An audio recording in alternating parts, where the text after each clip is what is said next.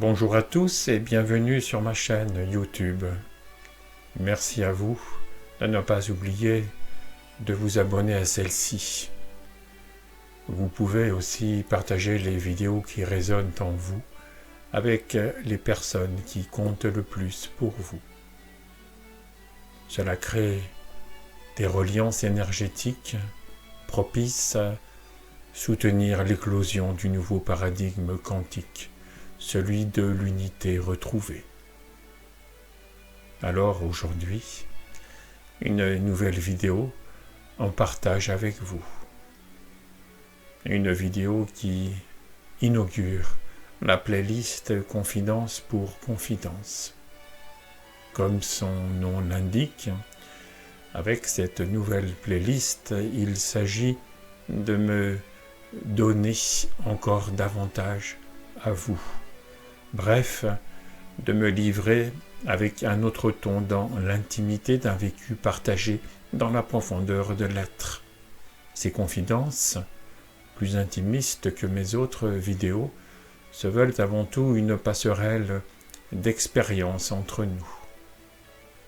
Des expériences que j'ai vécues intérieurement lors de mon cheminement spirituel et qui, au-delà d'un aspect didactique, pourront susciter en vous des échos libérateurs, voire des prises de conscience au cœur même de votre ressenti, en totale relation avec votre propre vécu. Comme nous sommes tous semblables et tous reliés, alors, bien évidemment, des similarités et des synchronicités pourront vous inspirer. Ainsi, cette première confidence s'intitule « Comment l'ouverture du cœur nous invite à l'éveil ». À travers ce que je vais vous confier, surtout ne cherchez pas l'expérience, ne tentez pas d'imiter l'expérience, car l'éveil est une non-expérience. En fait, tout est déjà accompli. C'est juste le rideau de la personnalité de survie, c'est-à-dire l'ego, qui voile la pure présence, cette conscience inconditionnée, consciente d'elle-même, quand vous lui offrez votre regard intérieur. Bien, venons-en maintenant au cœur même de cette confidence. Alors voilà, il y a déjà presque 2 décennies, j'avais déjà eu des aperçus de l'éveil, dont le premier d'entre eux fut particulièrement intense et révélateur de l'unité de la vie. Mais avec le temps, l'intensité de ces aperçus s'était émoussée, ou bien simplement qu'avec l'habitude de côtoyer cet arrière-plan silencieux, l'effet de contraste se soit en quelque sorte évaporé. Naturellement, j'étais enclin à rechercher des expériences similaires, et bien évidemment, les efforts de la quête furent un obstacle de plus. Mais peut-on faire un effort de non-effort ? Bref, à cette époque, mon cœur me conduisit à faire du bénévolat, comme pour faire de ma vie une offrande, un service à la vie. C'est donc ainsi que je me retrouvais dans un établissement important en soins palliatifs de la région parisienne. Après une formation spécifique pour la première fois, il me fallait me mettre à l'écoute des personnes en fin de vie.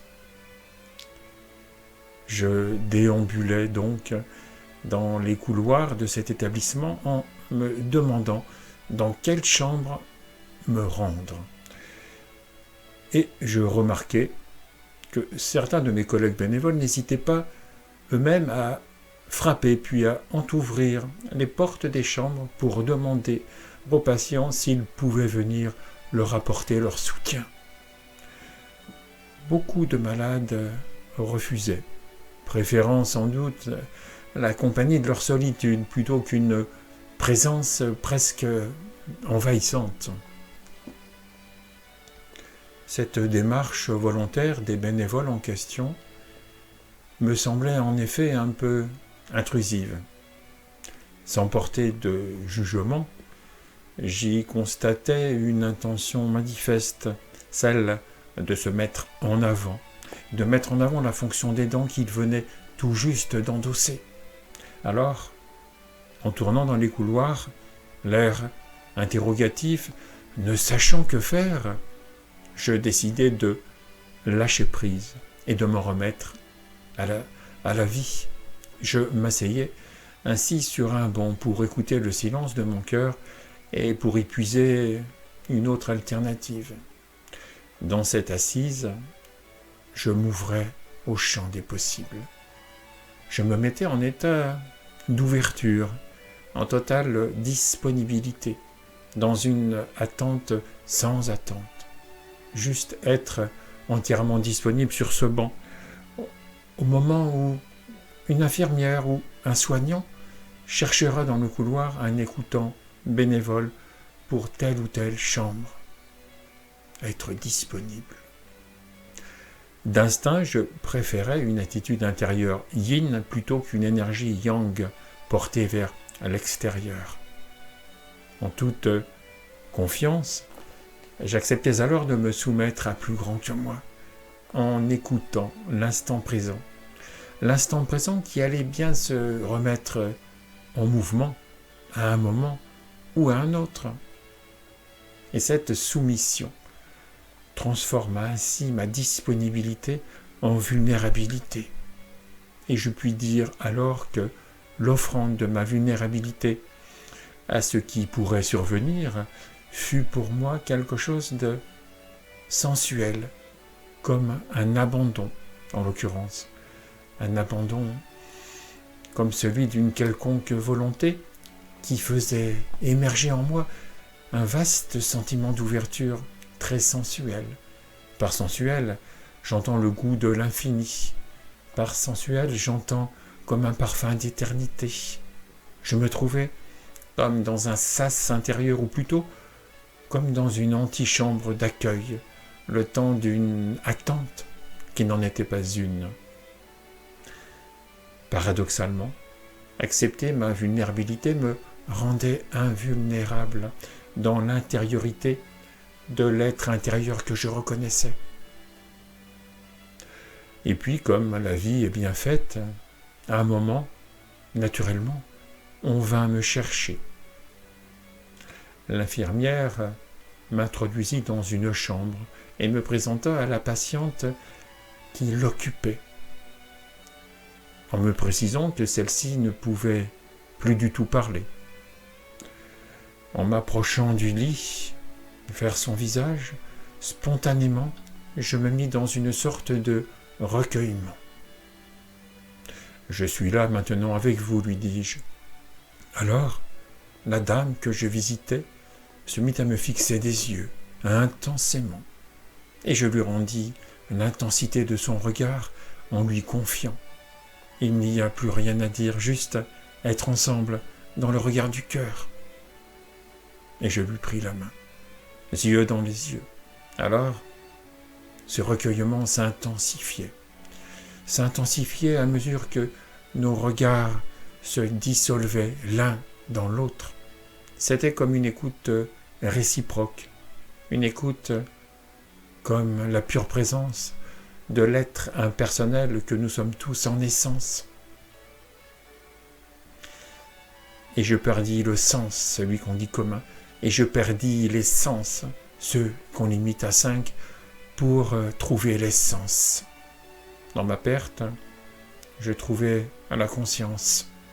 Dans mon absence, je trouvais la présence. Et plus j'écoutais ses yeux au-dedans de moi, plus je me perdais en elle, parce que l'intensité de cette écoute-là était inconnaissance.